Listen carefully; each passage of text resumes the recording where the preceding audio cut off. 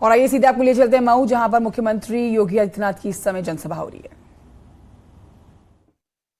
जिला के अध्यक्ष श्री प्रवीण कुमार गुप्ता जी, हमारे विधायक श्री रामविलास चौहान जी, जिला पंचायत अध्यक्ष मनोज राय जी, पूर्व सांसद और स्वनाम धन्य श्री हरिनारायण राजभर जी, पूर्व विधायक विजय राजभर जी, अशोक सिंह जी, पूनम सरोज जी, उत्पल राय जी, श्रीमती शकुंतला चौहान जी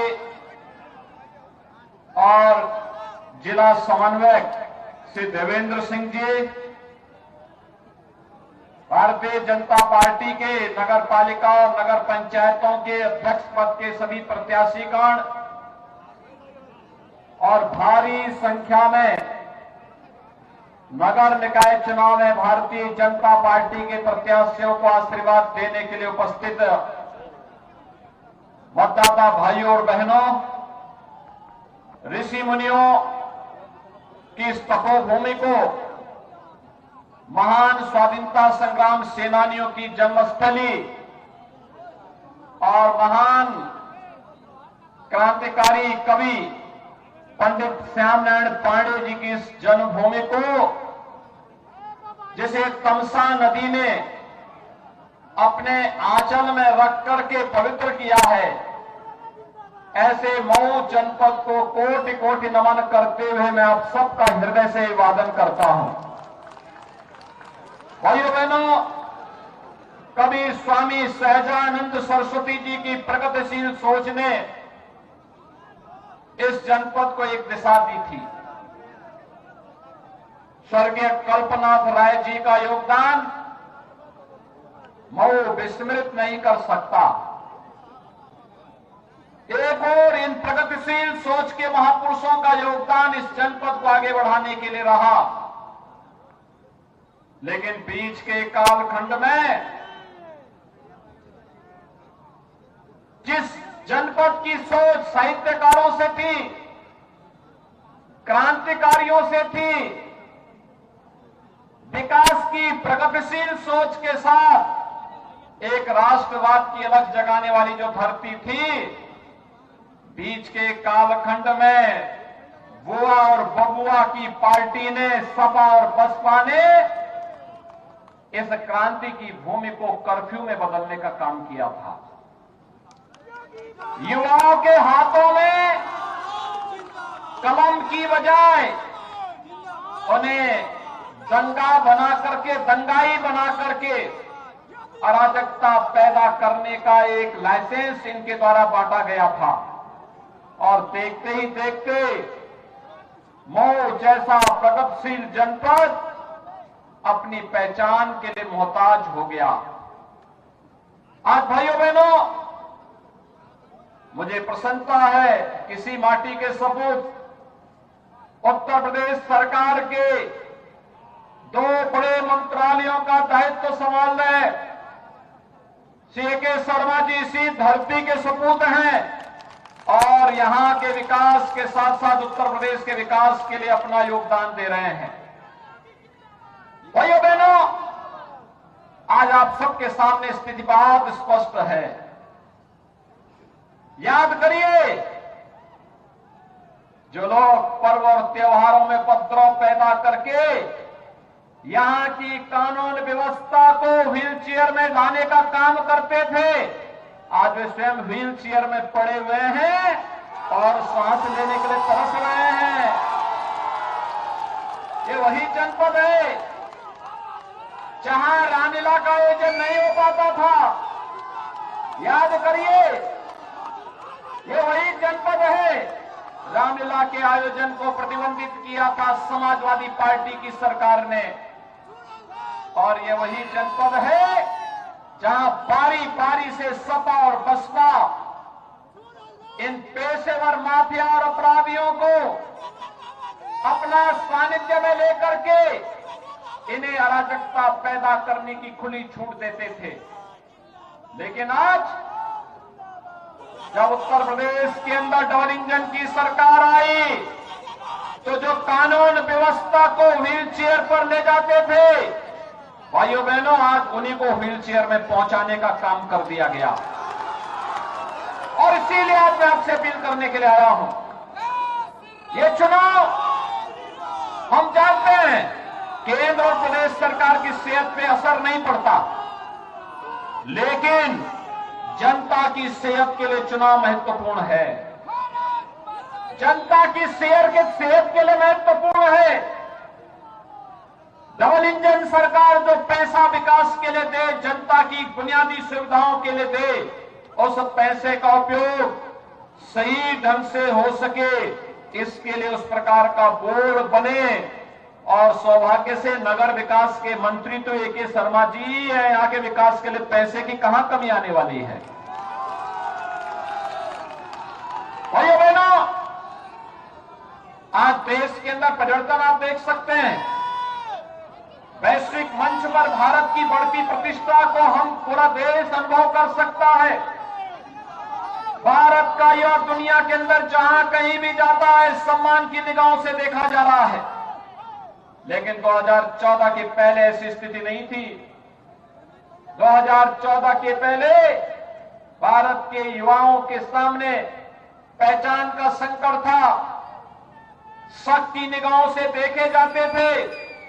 ऐसे ही जैसे उत्तर प्रदेश के नौजवानों के सामने था और मऊ और आजमगढ़ के नौजवानों के सामने जो संकट पैदा हुआ था। लेकिन भाइयों बहनों, आज भारत न केवल वैश्विक मंच पर सम्मान प्राप्त कर रहा है, बल्कि दुनिया के अंदर जहां कहीं संकट आता है, संकट मोचक के रूप में दुनिया प्रधानमंत्री मोदी जी की ओर देखती है। पूरी दुनिया उनकी ओर देखती है। भाइयों बहनों, G20 जैसे दुनिया के 20 बड़े देशों को प्रतिनिधित्व देने की बात हो, या फिर दुनिया के हर संकट का समाधान करने का वादा रखने की सामर्थ्य ये प्रधानमंत्री मोदी जी के पास है। और उनके नेतृत्व में जहां वैश्विक मंच पर भारत की प्रतिष्ठा लगातार बढ़ी है, वहीं साथ ही साथ देश के अंदर इंफ्रास्ट्रक्चर डेवलपमेंट के कार्यों ने भी एक नई गति पकड़ी है। कहीं हाईवे, कहीं रेलवे, कहीं एयरपोर्ट, कहीं मेडिकल कॉलेज, कहीं पर नई फैक्ट्री की स्थापना और कहीं एक्सप्रेस हाईवे, ये आज नई पहचान बना रहे हैं। गरीबों के लिए मकान की सुविधा, गरीबों के लिए शौचालय की सुविधा, गरीबों को फ्री में उज्ज्वला योजना के कनेक्शन, गरीबों को 5 लाख रुपए की स्वास्थ्य बीमा का कवर। और भाइयों बहनों, कोरोना कालखंड के जैसे संकटपूर्ण समय में 80 करोड़ भारतवासियों को, 80 करोड़ गरीबों को फ्री में राशन की सुविधा का लाभ अगर किसी ने दिया है, प्रधानमंत्री मोदी जी ने दिया है। दुनिया के अंदर कहीं नहीं हुआ, लेकिन भारत ने करके दिखाया। और इसीलिए भाइयों बहनों, आज मैं आपके पास आया हूं आपसे कहने के लिए। आज इसीलिए भाइयों बहनों, आज मैं आपसे कहने के लिए आया हूं, ये जो पैसा मकान के लिए आता है, ये पैसा गरीब के खाते में सीधे चला जाए और उसका मकान बन जाए। गरीब के लिए जो शौचालय आता है, इससे उस गरीब का शौचालय बन जाए। उज्ज्वला योजना का कनेक्शन गरीब को मिल जाए। 5 लाख रुपए की स्वास्थ्य बीमा का कवर गरीब को मिल जाए। आय प्रमाण पत्र के लिए, निवास प्रमाण पत्र के लिए, जाति प्रमाण पत्र के लिए, जन्म और मृत्यु के प्रमाण पत्र के लिए किसी भी नौजवान को और किसी भी नागरिक को भटकना न पड़े, ऑनलाइन इसकी सुविधा उपलब्ध हो सके। नगरीय जीवन स्वच्छ और सुंदर दिखने चाहिए। जल जमाव की समस्या का समाधान हो, लेकिन जैसे हर घर में बिजली का कनेक्शन होता है, ऐसे ही हर घर में शुद्ध पेयजल का कनेक्शन भी हो।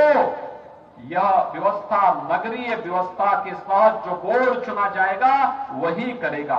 और इसीलिए आज आप सबसे अपील करने के लिए मैं आया हूं, उस बोर्ड को फुल मेजोरिटी का होना चाहिए और डबल इंजन के साथ वह भी तारतम्यता बिठाने वाला होना चाहिए। इसके लिए आए हैं। 17 के पहले उत्तर प्रदेश की स्थिति क्या थी? कानून व्यवस्था ठेंगे में थी। हमारे नगर बहन और बेटियों के लिए आतंक का माहौल था, शोधों का आतंक था। नगरीय क्षेत्र में गंदगी का ढेर दिखता था और भाइयों बहनों, युवाओं के हाथों में तमंचे पकड़ा करके उनके जीवन के साथ खिलवाड़ होता था। व्यापारियों से रंगदारी वसूली होती थी। आज मैं पूछना चाहता हूं, क्या कोई किसी व्यापारी से रंगदारी वसूली कर पाएगा? आज वसूली हो पाएगी? आज क्या कोई गुंडा और माफिया सीना चौड़ा करके सड़क पर निकल सकता है क्या? लेकिन भाइयों बहनों, 17 के पहले तो ये निकलते थे, तमंचा लहरा करके निकलते थे कि नहीं निकलते थे? लेकिन आज तो नहीं ये दृश्य देखने को मिलता होगा ना। और यही कहने के लिए आए हैं भाइयों बहनों, आज हमारे शहर शोधों के आतंक नहीं बल्कि सेफ सिटी के रूप में जाने जा रहे हैं, सुरक्षित शहर के रूप में जाने जा रहे हैं।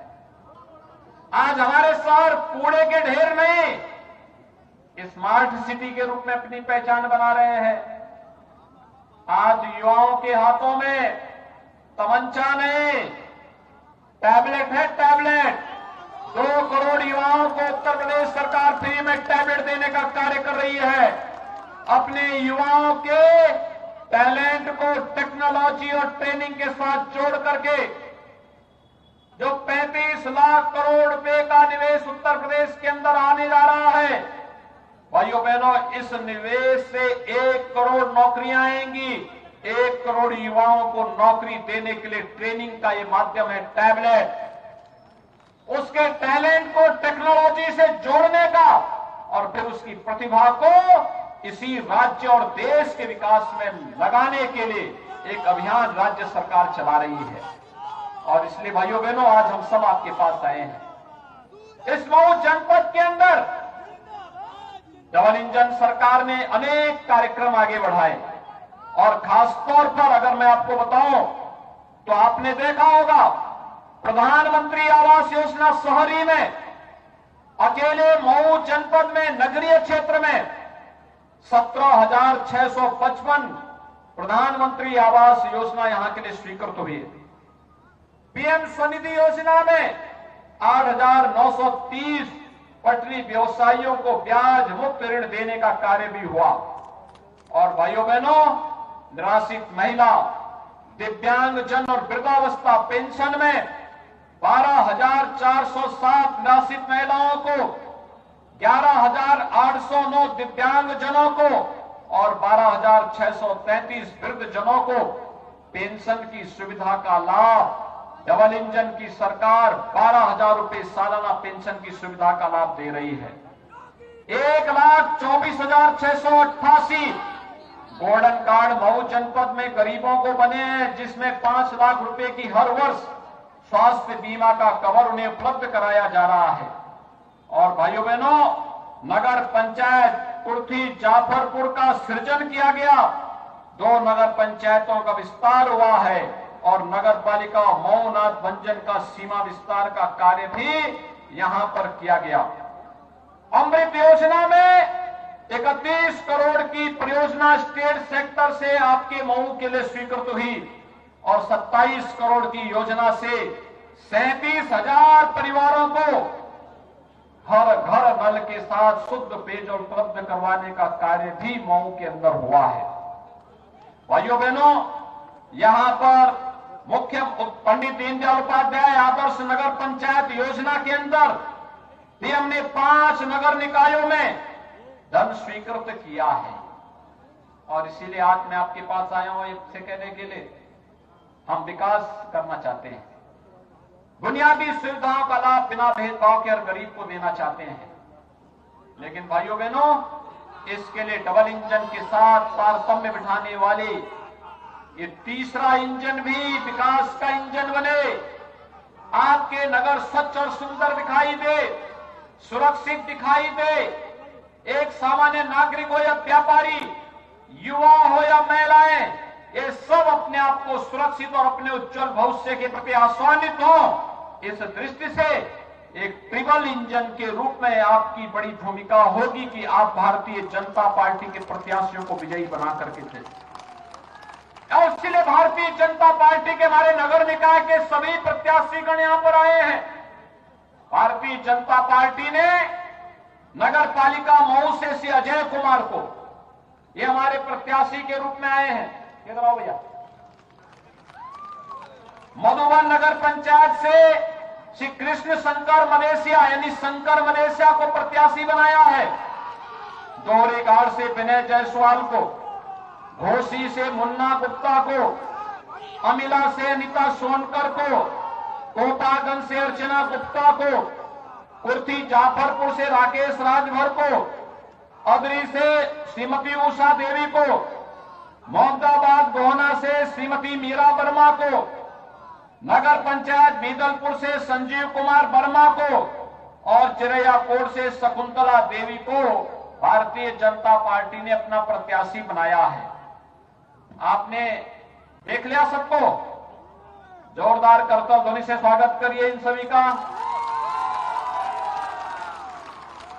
भाइयों बहनों, इनके साथ इनके पार्षद पद के प्रत्याशियों को भी विजयी बनाना है। आप सभी सहमत हैं? सभी लोग विजयी बनाएंगे? देखिए, मैं आपको आश्वस्त कर सकता हूं कि विकास के लिए पैसे की कमी नहीं आने दी जाएगी। जितना पैसा कहेंगे उतना पैसा आपके नगर निकाय को मिलेगा, बशर्ते अच्छा बोर्ड आप बनाने में योगदान दे देंगे। सभी लोग सहमत हैं? तो फिर मेरे साथ बोलेंगे जोरदार आवाज से, मुट्ठी बंद करके मेरे साथ बोलेंगे, भारत माता की, भारत माता की, भारत माता की। और आइए इससे जुड़ी एक बड़ी अपडेट आप तक पहुंचा देते हैं। मऊ में सीएम योगी का बड़ा बयान सुना गया है। माफिया आज खुद व्हील चेयर पर कानून से अब खिलवाड़ नहीं करते हैं। तो ये सीएम योगी कह रहे हैं क्योंकि माफिया जो है वो खुद व्हील चेयर पर हैं, कानून से उनकी तरफ से खिलवाड़ नहीं किया जाता है। सीएम योगी ने कहा कि जो लोग पहले कानून व्यवस्था को व्हील चेयर पर पहुंचाने का प्रयास करते थे वो आज खुद ही व्हील चेयर पर पहुंच गए हैं।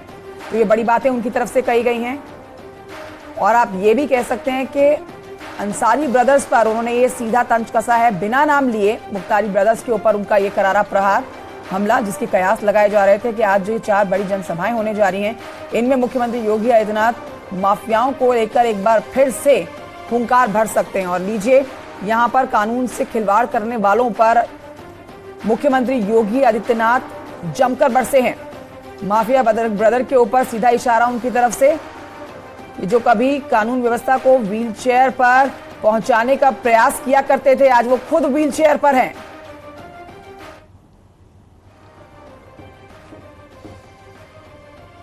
इसी खबर के साथ एक छोटे से ब्रेक के लिए यहां रुकना होगा, जल्द लौटेंगे, कहीं मत जाइए।